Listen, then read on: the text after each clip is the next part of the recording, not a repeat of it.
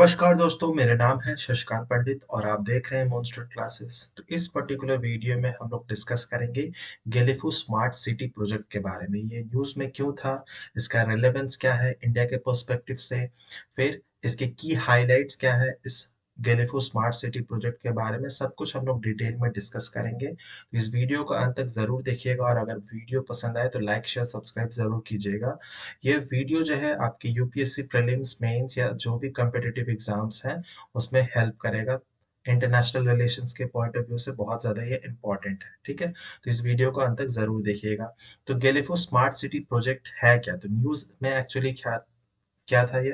तो रिसेंटली भूटान के जो किंग है has announced plans to build a massive international city in area of over 1000 square kilometer on its border with Assam।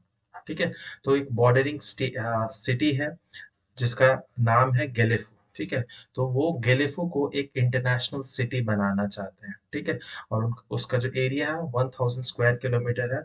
और ये बहुत नज़दीक में, हम लोग मैप में थोड़े समय में देखेंगे कि ये गेलेफू जो शहर है भूटान का, वो कितना नज़दीक है असम से। तो ये इंडिया के पॉइंट ऑफ व्यू से बहुत इम्पोर्टेंट एक न्यूज़ इवेंट है, इसीलिए ये इम्पोर्टेंट हो जाता है एग्जाम्स के लिए, ठीक है। तो सबसे पहले इसका जो स्मार्ट सिटी प्रोजेक्ट है उसके डिटेल्स जानने से पहले हम लोग थोड़ी बहुत भूटान के बारे में जान लेते हैं। तो भूटान, जैसे कि आपको पता होगा कि भूटान एक लैंडलॉक कंट्री है, ठीक है।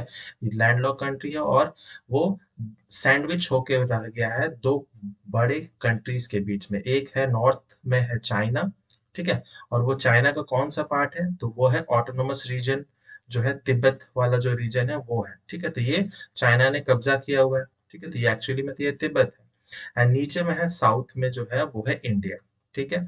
तो इसके सिर्फ दो ही नेबरिंग कंट्रीज है भूटान के, एक है इंडिया एंड तिब्बत, ठीक है। और ये नेपाल या फिर बांग्लादेश डायरेक्टली बॉर्डर शेयर नहीं करता है, इसके बीच में यहाँ पर सिक्किम आ जाता है और साउथ में इंडिया ऑब्वियसली आ जाता है। तो बॉर्डर शेयर नहीं करता है, सिर्फ ओनली इंडिया एंड तिब्बत के साथ में बॉर्डर शेयर करता है। कैपिटल पता ही होगा, Thimphu is the capital of Bhutan. And वहाँ की गवर्नमेंट किस टाइप की गवर्नमेंट है, तो वहाँ पर कॉन्स्टिट्यूशनल मोनार्की है, ठीक है। तो 2008 तक तो वहाँ पर मोनार्की ही था, राजा रानी का ही रूल चलता था। लेकिन 2008 में इलेक्शन हुए थे और वो उस समय से 2008 से ही वो एक डेमोक्रेटिक कंट्री बन चुका है, ठीक है।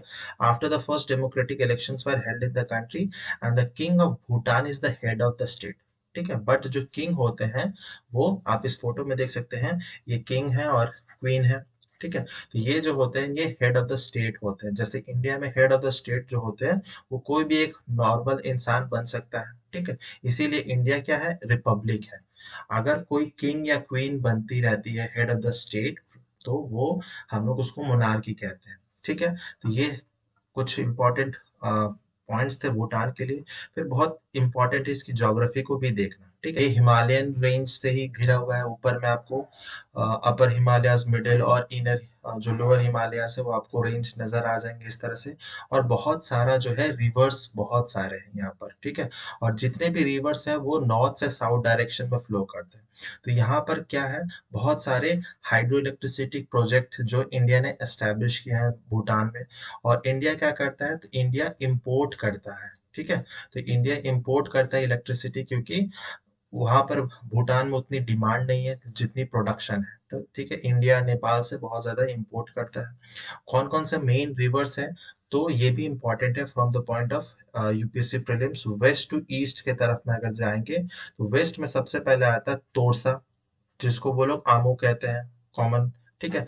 तोरसा है, वोंग है जिसको रायदक भी कहते हैं, शांकोस जिसको मो कहा जाता है, एंड मनस, ठीक है। तो मनस जो है सबसे ईस्टर्न साइड में है, ठीक है।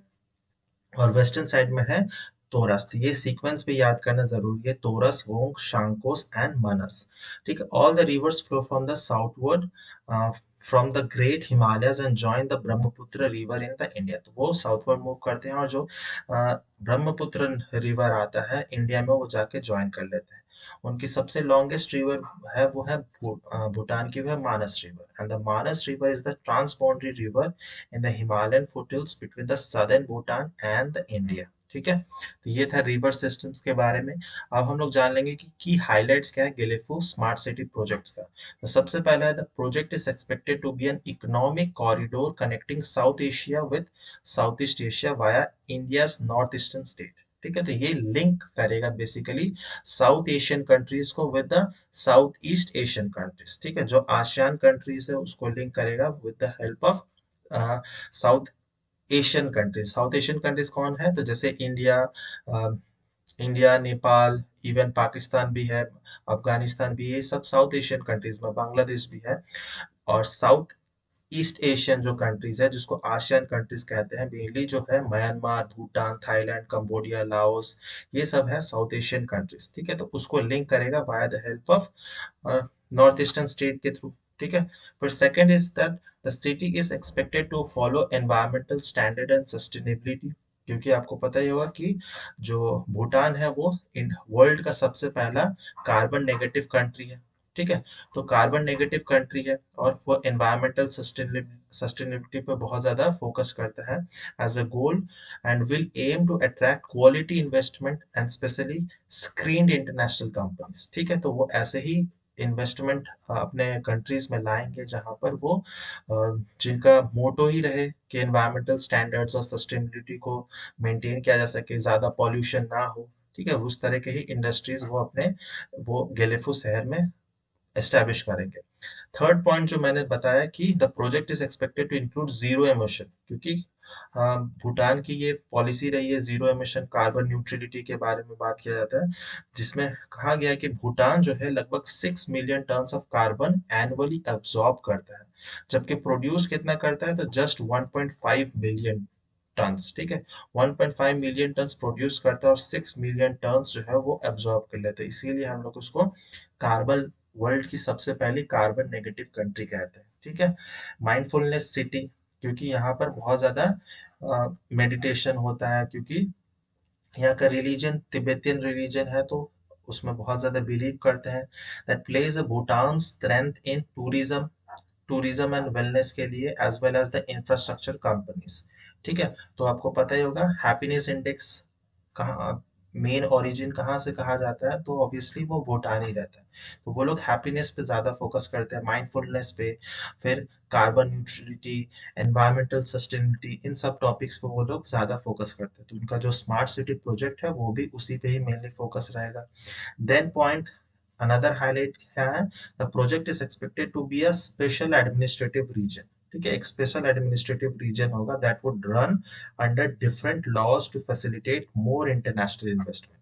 ठीक है, तो इसको एक गेलेफू शहर को वो लोग एक स्पेशल एडमिनिस्ट्रेटिव रीजन के तहत ट्रीट करेंगे, जिसमें लॉज जो होंगे वो डिफरेंट होंगे एज कम्पेयर टू बाकी पार्ट ऑफ द भूटान में। ठीक है, ये मेनली क्या होता है कि इन्वेस्टमेंट को अट्रैक्ट किया जा सके, क्योंकि भूटान को भी पता है कि इन्वेस्टमेंट नहीं होगी तो उस कंट्री की इकोनॉमिक डेवलपमेंट प्रॉस्पेरिटी नहीं होगी। ठीक है, तो उसको अपने जो इकोनॉमी है उसको खोलना पड़ेगा, लिबरलाइज करना पड़ेगा और ग्लोबलाइजेशन से जुड़ना जरूरी है। ठीक है, तो ये भूटान को करना पड़ेगा और भूटान कर भी रहा है। ठीक है, नेक्स्ट पॉइंट जो है, the project is expected to be a point of inflection and transformation for Bhutan and South Asia. ठीक है, तो आप देख सकते हैं जो असम का जो रीजन है कोकराझार, ठीक है, असम में पड़ता है, और गेलेफू शहर को इस तरह से एकदम बॉर्डर एरिया पे है गेलेफू, तो इसको कनेक्ट करेगा, है ना। तो इससे क्या होगा, इंडिया की भी प्रॉस्पेरिटी होगी, भूटान की भी होगी, ट्रेड ज्यादा हो पाएंगे, और साथ ही साथ में नॉर्थ ईस्टर्न स्टेट्स में भी कनेक्टिविटी बढ़ सकती है, टूरिज्म भी ऑब्वियसली इंक्रीज होगा। द गवर्नमेंट ऑफ इंडिया का क्या रोल है, तो government of India agrees to construct first India Bhutan railway line in Gelephu. ठीक है, तो क्योंकि भूटान में रेलवे लाइन नहीं है, पहाड़ी क्षेत्र है, डिफिकल्ट टोपोग्राफी है, इसीलिए सबसे पहला जो रेलवे लाइन होगा वो कोकराझार से लेकर गेलेफू शहर तक होगा। ठीक है, वो इंडियन गवर्नमेंट ने प्रॉमिस किया है। ठीक है, फिर the railway will also connect with roadways and border trading points into Assam and West Bengal. ठीक है। तो बॉर्डर ट्रेडिंग पॉइंट्स असम से and eventually provide Bhutan access to Myanmar, Thailand, Cambodia, Singapore जैसे कंट्रीज को भूटान जो है वो आसानी से एक्सेस कर सकता है और उनसे भी ट्रेड कर सकता है। इवन वो साउथ जो पैसिफिक ओशन है आसियान कंट्री से उसके साथ भी उसका ट्रेड बढ़ सकता है। तो ये भूटान के लिए तो बहुत अच्छा ही है, लेकिन इंडिया के लिए भी बहुत अच्छा है, क्योंकि भूटान एक लैंडलॉक कंट्री है और वो नॉर्थ के साइड में तो जा नहीं सकता, क्योंकि वहां पर ऑलरेडी तिब्बत रीजन है, वहां पर बहुत हॉस्टाइल एनवायरनमेंट रहती है। इसीलिए वो साउथ के साथ ही वो ट्रेड कर सकता है, वो अपने इकोनॉमिक प्रॉस्पेरिटी अचीव कर सकता है। ठीक है, तो ये था basically Gelephu smart city project के बारे में। उम्मीद करता हूँ आपको ये वीडियो पसंद आई होगी। अगर अच्छा लगा तो लाइक शेयर सब्सक्राइब जरूर कर दीजिएगा। मिलते हैं नेक्स्ट वीडियो में। टिल देन बाय बाय, जय हिंद।